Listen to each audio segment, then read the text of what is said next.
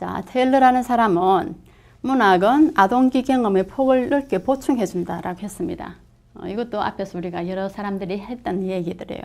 그래서 경험의 폭이라는 것은 아동은 아직까지 실제 이 세상에 태어나서 세상에 대한 경험이 굉장히 짧습니다. 그래서 성인에 비해서 여러 가지가 부족한 상황인데, 이제 그렇지만 또 아동기에 우리가 경험할 수 있는 것도 다 일률적으로 다 누구나가 똑같이 경험을 하는 것이 아니기 때문에 들어는 이제 경험을 못한 아이들은 경험을 그 책을 통해서 이제 해보는 겁니다.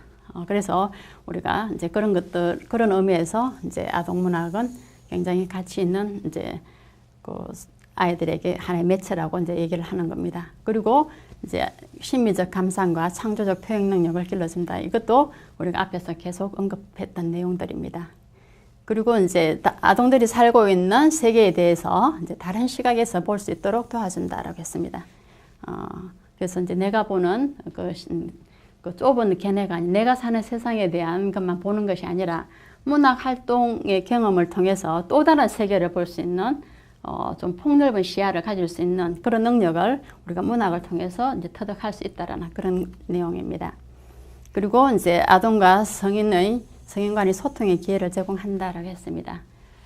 여기서 이제 우리가 소통이라는 개념은 이제 여러 가지가 좀 표현될 수 있겠지만, 첫째는 우리가 이제 어린 아동들에게 문학을 접목하는 것은 이제 어른들에 의해서 이제 그 행위가 시작이 되겠죠.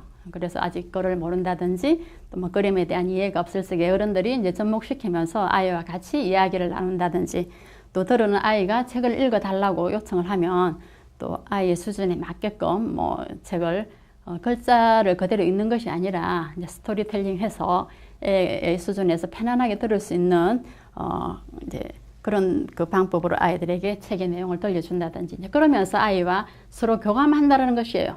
그래서 이제 그런 것들이 하나의 이제 우리가 소통의 그 책을 통해서 이제 책이라든지 또 책이 아닌 또 다른 요소를 통해서 우리가 소통의 기회를 제공하는 것이 이제 문학의 하나의 가치로 보고 있습니다.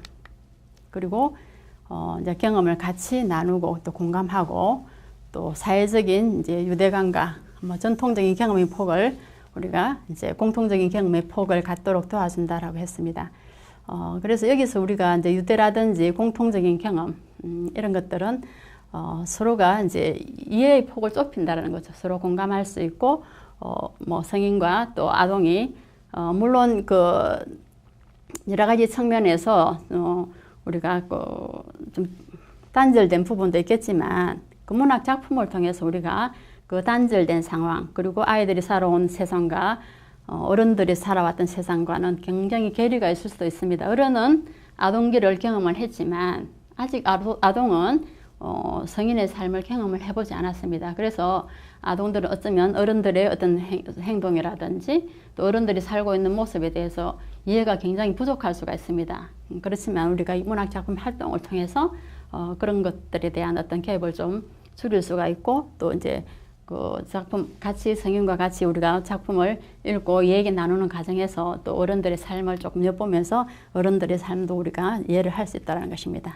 그리고 아동문학을 통해서 우리가 독서에 대한 올바른 태도도 우리가 길러줄 수가 있겠죠.